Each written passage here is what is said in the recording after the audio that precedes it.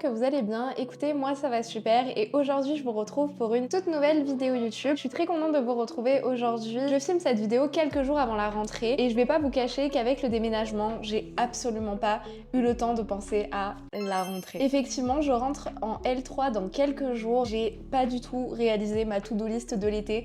Avec le déménagement, j'ai été super occupée. Quand j'étais petite, j'étais quelqu'un qui adorait la rentrée. J'attendais ça avec impatience. En juillet, je faisais déjà mes fournitures scolaires. Mais c'est vrai qu'avec le temps et en grandissant, on a beaucoup moins le temps pour y penser. Mais du coup, pour me motiver à enfin m'y mettre, je me suis dit que c'était une très bonne idée de faire une vidéo YouTube. Je me dis que ça peut aussi vous motiver pour cette nouvelle rentrée scolaire ou dans votre travail. Donc c'est pour ça que je fais cette vidéo YouTube aujourd'hui. J'aimerais bien tester un nouveau format, donc on va voir ce que ça donne. Aujourd'hui, je vous partage en face cam toute ma to-do list des vacances. Il y a à peu près 6 choses que j'aimerais instaurer avant la rentrée qui est dans quelques jours. Juste après ce que je vais vous dire, vous aurez l'extrait de ce que je suis en train de faire et de moi en train de réaliser cette tâche de ma to-do list. Je me suis dit que ça pourrait être sympa et on verra ce que ça donne. J'espère que ça vous plaira et je vous souhaite un très bon visionnage. Bon, comme d'habitude, je suis munie de mon iPad pour les vidéos YouTube. C'est vraiment devenu quelque chose que j'utilise souvent. Je vais vous lire étape par étape ce que j'ai envie de faire pour bien commencer ma rentrée en L3. La première étape, ça serait de réaliser une garde-robe capsule. En réalité, j'ai plutôt bien avancé dans cette étape-là.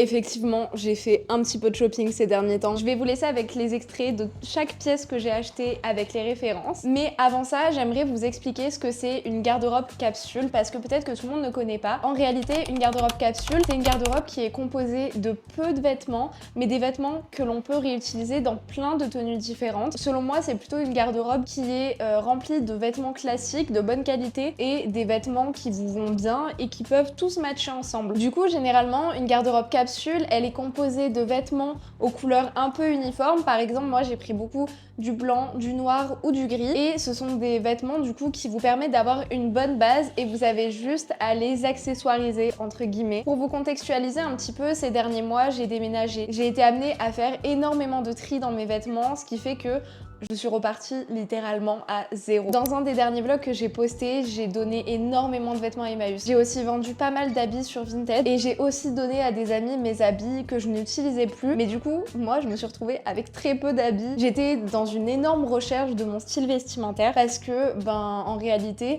j'en avais pas. Je me suis pas mal inspirée sur Pinterest. Je vais vous mettre quelques inspirations ici. Mais c'est vrai que j'ai fait pas mal de recherches et je crois que j'ai trouvé mon style. J'ai hâte de continuer à le perfectionner. Mais du coup, pour ça, j'étais obligée de faire une garde-robe capsule et je vous laisse avec les quelques pièces que j'ai choisies pour recommencer mon dressing à zéro.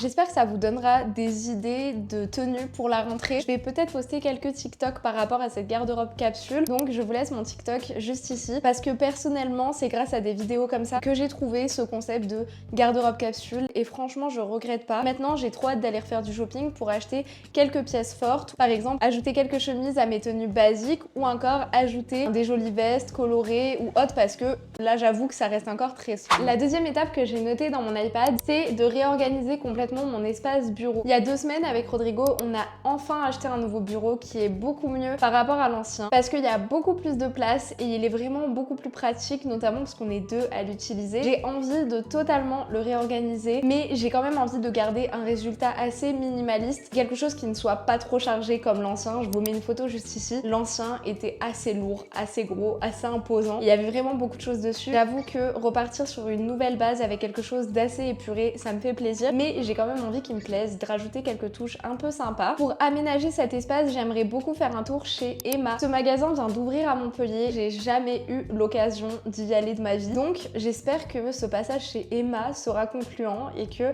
j'aurai trouvé tout ce qui me plaît. Le plus important avec mon bureau, c'est que j'ai vraiment envie qu'il donne envie de travailler, que quand je le vois, j'ai envie de me poser mon ordi et que ça me motive, et j'ai aussi envie qu'il soit pratique, que j'ai pas besoin d'aller chercher toujours ce que j'ai besoin, que j'ai toujours tout l'essentiel dessus. La première étape pour changer mon bureau, ça a été de passer chez Action. Je me suis dit que dans ce magasin, je trouverais forcément quelque chose pour le bureau et ça a été le cas. J'ai acheté des post-it et franchement, je suis contente parce qu'ils étaient vraiment pas chers. J'ai baladé un peu dans les rayons et il y avait déjà des choses dans le rayon Noël. Vraiment, j'étais choquée. On est en septembre, c'est trop triste. L'été est passé super vite. Bon, comme j'ai pas tout trouvé chez Action, je me suis dit que ça serait une bonne idée de prendre la route pour aller chez Emma. Effectivement, je me suis bien ambiancée sur la route. Bref, j'ai pris la route direction le centre commercial du Polygone au centre de Montpellier. J'y suis allée un vendredi matin en semaine de rentrée et franchement c'était incroyable parce qu'il y avait personne dans le magasin. Comme vous pouvez le voir, l'entrée du magasin était vraiment magnifique. Il y avait plein de couleurs et ça donnait vraiment envie de rentrer dans le magasin. Il y avait pas mal de petits carnets et des choses assez sympas, mais je vous avoue que j'ai pas trouvé mon bonheur chez Emma. Vraiment, je suis trop déçue, mais je pense que c'était pas une bonne idée d'y aller le dernier jour de la semaine d'ouverture parce que il y avait pas grand chose à part certains trucs qui m'intéressaient pas. J'ai pas de baignoire donc ça servait à rien. Mais je suis quand même contente d'avoir découvert un nouveau magasin et je pense que j'y retournerai, mais là j'ai pas eu de chance. Bon, après j'ai fini chez la Fnac, puis j'ai fini chez Maison du Monde. Me demandez pas pourquoi, mais j'ai commencé à me perdre. J'ai trouvé des petits pots de bureau qui avaient l'air sympas, mais c'était pas trop le style que je recherchais, donc j'ai décidé d'aller dans un autre centre commercial qui est le centre commercial Odysseum. Et là, je suis allée chez Ikea. Je me suis dit que dans ce grand magasin suédois, c'était sûr que j'allais trouver des rangements pour le bureau et franchement, encore une fois, j'ai été un peu déçue, j'ai pas trouvé grand chose, donc je me suis rabattue pour des rangements d'étagères pour chez ma mère. Ça n'a aucun rapport, mais je suis repartie juste avec ça. Mais j'ai trouvé un pot pour le bureau et je vous laisse avec le résultat parce que c'est quand même assez sympa.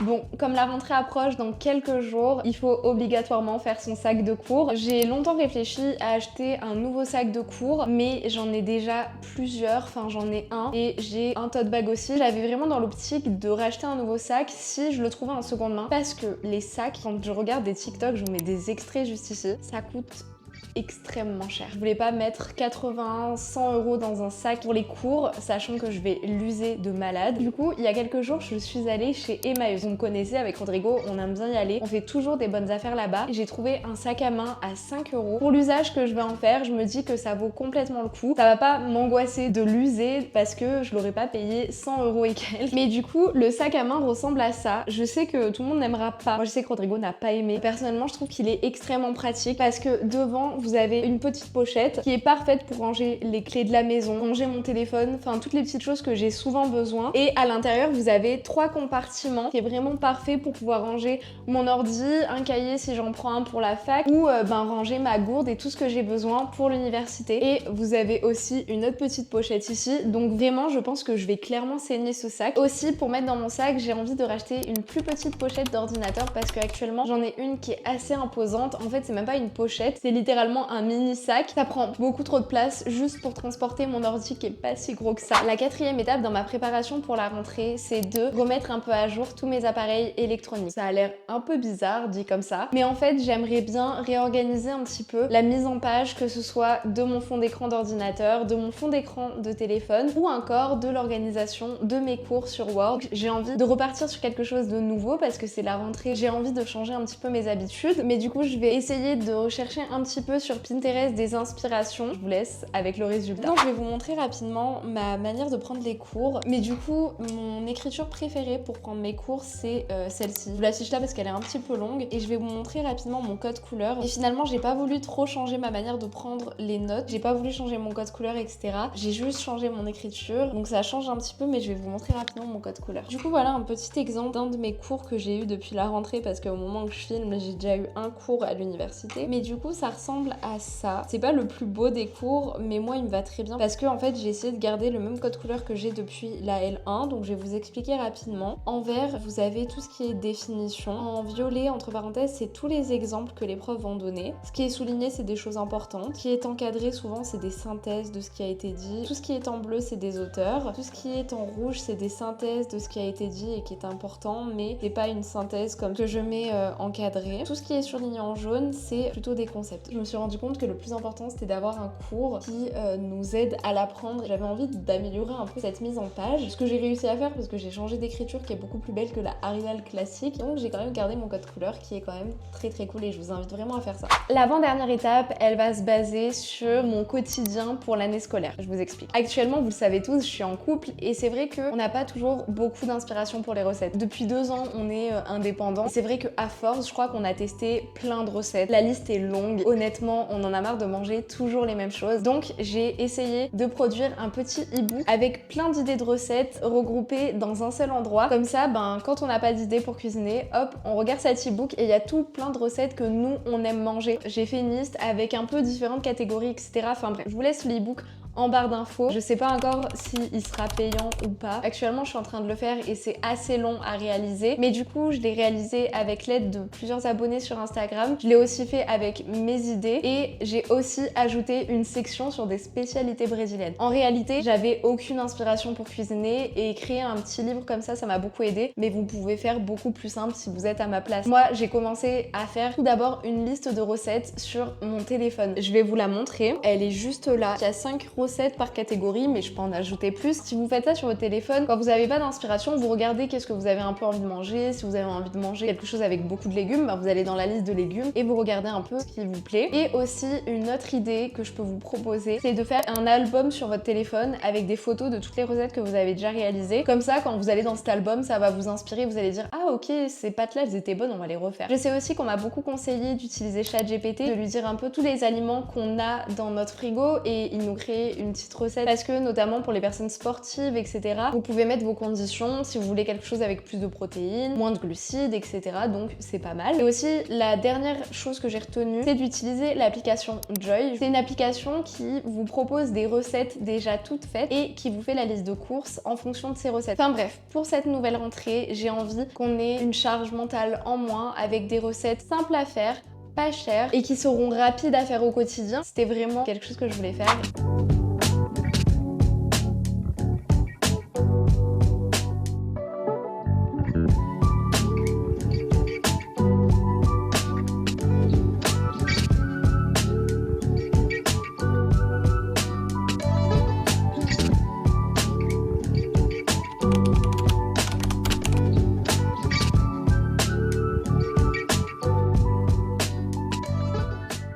Aujourd'hui, je vais aller faire les courses avec Rodrigo et j'ai envie de faire une genre de liste de courses mieux à jour sur notre application où on fait nos listes de courses. L'application qu'on utilise, c'est Listonic et c'est vraiment très pratique parce que si y en a un qui fait une modification, l'autre le voit. C'est une application qui est connectée, donc c'est vraiment très bien, notamment pour les gens qui sont en couple.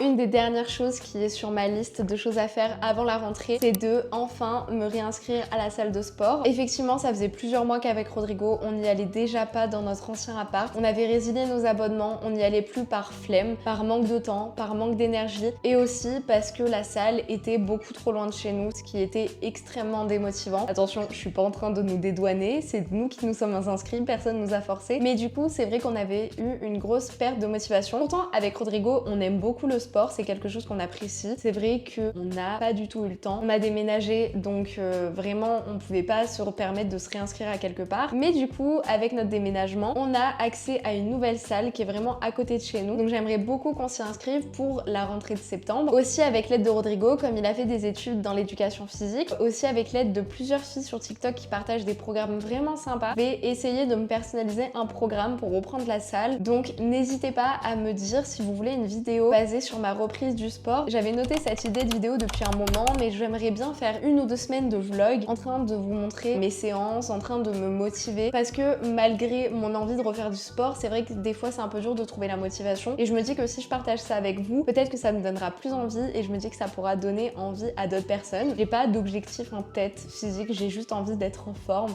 et de ne pas être fatiguée quand je monte des escaliers par exemple. Bon, les gars, par rapport au sport avec Rodrigo, on s'est un peu remis en question et on s'est dit que ça serait pas la meilleure idée de faire du sport en salle de sport. On a revu un peu les plans et on s'est dit que ça serait mieux de reprendre le sport petit à petit de nous-mêmes. Donc c'est ce qu'on va faire. On se voit pas en fait donner des sous dans une salle de sport alors qu'on sait pas vraiment si on arrivera à être assidu ou en tout cas motivé. Donc on s'est dit que ça serait bien d'acheter un tapis de sport. On va le recevoir cette semaine, donc je vous mets une photo ici. Je vous montrerai sur Instagram quand on l'aura reçu. Et du coup, on a commandé un tapis de sport. Je vais essayer de reprendre le Pilates. J'avais commencé à en faire à la salle et j'avais adoré, sauf que du coup, dans mon appart, c'était trop petit. Maintenant que j'ai un grand appart, je vais pouvoir en faire chez moi et je crois que c'est ce qui me met le plus à l'aise pour l'instant. Après, on ferme pas l'idée à refaire du sport en salle d'ici quelques mois. Mais du coup, voilà, des fois, c'est bien aussi de s'écouter, de se remettre en question. Et c'est vrai que quelques jours après ce que vous venez de voir, on s'est un peu remis en question et on s'est dit qu'on n'allait pas précipiter les choses et pas tout de suite prendre un abonnement dans une salle de sport. On peut acheter un tapis et reprendre petit à petit à la maison. Donc voilà, on arrive à la fin de cette vidéo. J'espère qu'elle vous aura plu. Je sais que parfois la rentrée ça fait peur, que ça rime parfois avec beaucoup d'angoisse et je peux entièrement vous comprendre, mais on a les outils en main pour que ça se passe le mieux possible. Donc c'est pour ça que j'ai fait cette vidéo, pour essayer de me motiver et essayer de voir cette rentrée